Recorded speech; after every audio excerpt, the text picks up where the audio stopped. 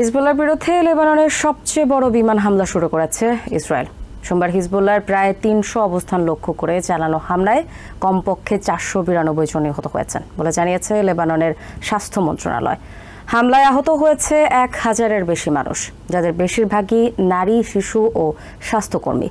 ইসরায়েলের প্রতিরক্ষা মন্ত্রী ইয়োভ গ্যালেন জানিয়েছেন, লেবাননে তাদের হামলা তীব্রতর করা অব্যাহত রাখবেন তারা। এদিকে আইডিএফের সতর্কবার্তা আমল নিয়ে হিজবুল্লাহর অবস্থান থেকে দ্রুত সরে যেতে লেবাননের বেসামরিক মানুষদের আহ্বান জানিয়েছেন ইসরায়েলি প্রধানমন্ত্রী নেতানিয়াহু। ২০০৬ সালের পর হিজবুল্লাহর বিরুদ্ধে ইসরায়েল তাদের সবচেয়ে বড় পরিসরের হামলা শুরু করলে সোমবার ভোরে লেবাননের দক্ষিণাঞ্চলের একটি গ্রাম থেকে কালো ধোঁয়ার কুণ্ডলী দেখা যায়। গত বেশ কয়েকদিন ধরেই হিজবুল্লাহ এবং ইসরায়েলি বাহিনীর মধ্যে পাল্টাপাল্টি হামলা চলে আসছে। ইসরায়েলি সেনাবাহিনীর মুখপাত্র ড্যানিয়েল হ্যাগারি এক বিবৃতিতে বেসামরিক লেবানিজদের দ্রুত হিজবুল্লাহর অবস্থান থেকে নিরাপদে সরে যেতে বলেন। অনেক সময় হিজবুল্লাহ এসব আবাসিক স্থাপনায় তাদের অস্ত্র সরঞ্জাম লুকিয়ে রাখে। লেবাননের স্বাস্থ্য মন্ত্রণালয় জানায়, ইসরায়েলি হামলায় নারী, শিশুসহ শতাধিক চিকিৎসা কর্মী নিহত হয়েছে। এর আগে ইসরায়েলের উত্তরাঞ্চলে ২ ডজনেরও বেশি রকেট হামলা চালিয়েছে হিজবুল্লাহ যোদ্ধারা, যে কারণে ওই অঞ্চল থেকে নিরাপদে সরিয়ে নেওয়া বাসিন্দাদের ফিরিয়ে আনতে ইসরায়েলি বাহিনী প্রয়োজনীয় সবকিছুই করবে বলে জানিয়েছেন হ্যাগারি। অপরদিকে দেশটির প্রতিরক্ষা মন্ত্রী ইয়োভ গ্যালেন জানান, তারা হিজবুল্লাহর বিরুদ্ধে হামলা তীব্রতর করেছে। এর জন্য ইসরায়েলিদের শান্ত থাকার আহ্বান জানান তিনি। গত সপ্তাহে হিজবুল্লাহর সদস্যদের ব্যবহৃত হাজারো পেজার এবং রেডিও ওয়াকিটওয়াকি বিস্ফোরণের পর থেকে দুই দেশের মধ্যে যুদ্ধ পরিস্থিতি শুরু হয়, যা ছিল নজিরবিহীন নিরাপত্তা লঙ্ঘন। এছাড়া গত শুক্রবার লেবাননে বিমান হামলায় হিজবুল্লাহর শীর্ষ কমান্ডার সহ বেশ কয়েকজনকে হত্যার বিষয়ে এখনও দায় স্বীকার কিংবা প্রত্যাখ্যান করেনি ইসরায়েল। এদিকে এক ভিডিও বার্তায় ইসরায়েলি প্রধানমন্ত্রী বেঞ্জামিন নেতানিয়াহু জানান, তাদের যুদ্ধ হিজবুল্লাহর বিরুদ্ধে। সেই সাথে সোমবার আইডিএফের দেওয়া সতর্ক বার্তাকে গুরুত্বের সাথে বিবেচনায় নিয়ে নিরাপদ আশ্রয়ে সরে যেতে লেবাননের সাধারণ মানুষের প্রতি আহ্বান জানিয়েছেন নেতানিয়াহু। অন্যদিকে ইসরায়েলের এই হামলার পাল্টা জবাব দেওয়ার হুঁশিয়ারি দিয়েছে হিজবুল্লাহ। ইসরায়েল ও লেবাননের মধ্যে যুদ্ধ ছড়িয়ে পড়ার প্রেক্ষাপটে প্রেসিডেন্ট জো বাইডেন বলেন, মধ্যপ্রাচ্যে যুদ্ধের বিস্তৃতি ঠেকাতে সামর্থ্যের মধ্যে সবকিছুই করে যাচ্ছে আমেরিকা। লেবাননে ইসরায়েলের বিমান হামলায় নারী ও শিশুসহ অন্তত ২৭৪ জন নিহত হয়েছে। এতে আহত হয়েছে ১,০০০-এর বেশি মানুষ। সোমবার সকাল থেকে দেশটির দক্ষিণাঞ্চলে চালানো এসব হামলায় হতাহতের এই ঘটনা ঘটে। হামলার বিষয়ে বাসিন্দাদের মোবাইল ফোনে এ সংক্রান্ত সতর্ক বার্তাও পাঠানো হয়। ইসরায়েলের দাবি, হিজবুল্লাহর অন্তত ৩০০টি স্থাপনা লক্ষ্য করে এসব হামলা চালানো হয়েছে।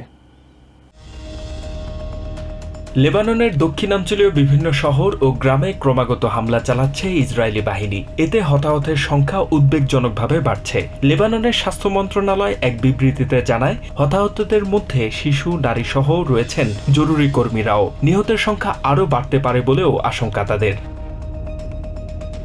এর আগে আইডিএফের মুখপাত্র রিয়ার অ্যাডমিরাল ড্যানিয়েল হ্যাগারি বলেছিলেন, তাদের সামরিক বাহিনী সোমবার লেবাননে প্রায় ৩০০টি লক্ষ্যবস্তুতে হামলা চালাতে যাচ্ছে। লেবাননের দক্ষিণাঞ্চলের বাসিন্দাদের ফোনে এ সংক্রান্ত সতর্কবার্তাও পাঠানো হয়। ফোনে মেসেজ ও অডিও বার্তা আকারে ওই সতর্কবার্তা পান স্থানীয় বাসিন্দারা। হিজবুল্লাহ অস্ত্র লুকিয়ে রাখার জন্য যেসব আবাসিক ভবন ব্যবহার করেছে, সেসব ভবন থেকে বাসিন্দাদের দূরে সরে যেতে নির্দেশনা দেওয়া হয়েছে এসব বার্তায়।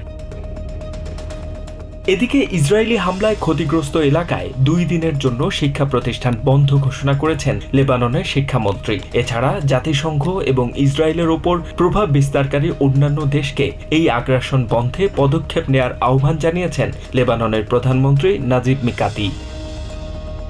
আগামী শীত মৌসুমে ইউক্রেনের বিদ্যুৎ সরবরাহ ব্যবস্থা ভেঙে দিয়ে রাশিয়া কিয়েভের ওপর চাপ সৃষ্টি করতে পারে। সোমবার এমন আশঙ্কার কথা জানিয়েছেন secretary of state Antony Blinken. তিনি মনে করেন, এমন কিছু হলে ইউরোপের অন্য দেশগুলোকে ইউক্রেনের জন্য পর্যাপ্ত বিদ্যুৎ নিশ্চিত করার আহ্বান জানান তিনি। এদিকে পেনসিলভেনিয়ার যুদ্ধাস্ত্র উৎপাদন কেন্দ্রে পরিদর্শনে গিয়ে ইউক্রেনকে সহায়তার জন্য কেন্দ্রটির কর্মকর্তা-কর্মচারীদের ধন্যবাদ জানান president Volodymyr Zelensky. Secretary of state Antony ব্লিনকেনের আশঙ্কা, আসন্ন শীতকালের প্রতিকূল আবহাওয়ায় বিদ্যুৎকে অস্ত্র হিসেবে ব্যবহার করে রাশিয়া ইউক্রেনের ওপর চাপ বৃদ্ধির চেষ্টা করতে পারে। সোমবার জাতিসংঘের সাধারণ অধিবেশনের সাইডলাইনে হওয়া এক অনুষ্ঠানে এই আশঙ্কার কথা প্রকাশ করেন তিনি। ব্লিনকেন মনে করেন, রাশিয়ার হামলায় যেসব বিদ্যুৎ উৎপাদন কেন্দ্র ক্ষতিগ্রস্ত হয়েছে সেগুলো সংস্কার করা এই মুহূর্তে অত্যন্ত গুরুত্বপূর্ণ। একই সাথে অক্ষত বিদ্যুৎ কেন্দ্রগুলো রক্ষা করাও জরুরি। তিনি আরও বলেন, সম্ভাব্য বিরূপ পরিস্থিতি সামাল দিতে ইউরোপের অন্যান্য বিদ্যুৎ উৎপাদনকারী প্রতিষ্ঠানগুলোর সাথে মিলে ইউক্রেনিয়ানদের জন্য পর্যাপ্ত বিদ্যুৎ নিশ্চিত করতে হবে। এদিকে এদিনই পেনসিলভেনিয়ার ক্র্যানটাউনের একটি গোলাবারুদ উৎপাদন কেন্দ্র পরিদর্শন করেছেন ইউক্রেনের প্রেসিডেন্ট ভলোদিমির জেলেনস্কি। রাশিয়ার বিরুদ্ধে যুদ্ধে এই কেন্দ্র থেকে উৎপাদিত যেসব গোলাবারুদ ইউক্রেনকে দেয়া হয়েছে সেগুলোর জন্য কেন্দ্রটির কর্মকর্তা কর্মচারীদের ধন্যবাদ দিতেই সেখানে যান তিনি। এ সময় বেশ কয়েকটি মিসাইলের সৌজন্য স্বাক্ষর করেন জেলেনস্কি। কাউন্সিল অন ফরেন রিলেশনসের প্রেসিডেন্ট ইমেরিটাস রিচার্ড হাস বলেছেন, আগামী বছর রাশিয়া ও ইউক্রেনের মধ্যকার চলমান যুদ্ধ কূটনৈতিক সমাধানের দিকে মোড় নিতে পারে। এই ক্ষেত্রে পরবর্তী প্রেসিডেন্ট কে হচ্ছেন, ট্রাম্প না হ্যারিস, এই বিষয়টি সেখানে কোনো প্রভাব ফেলবে না বলেই মনে করেন তিনি। নিউ ইয়র্ক থেকে সম্প্রচারিত TVN 24 টেলিভিশন বিশ্বজুড়ে বাঙালির কণ্ঠস্বর।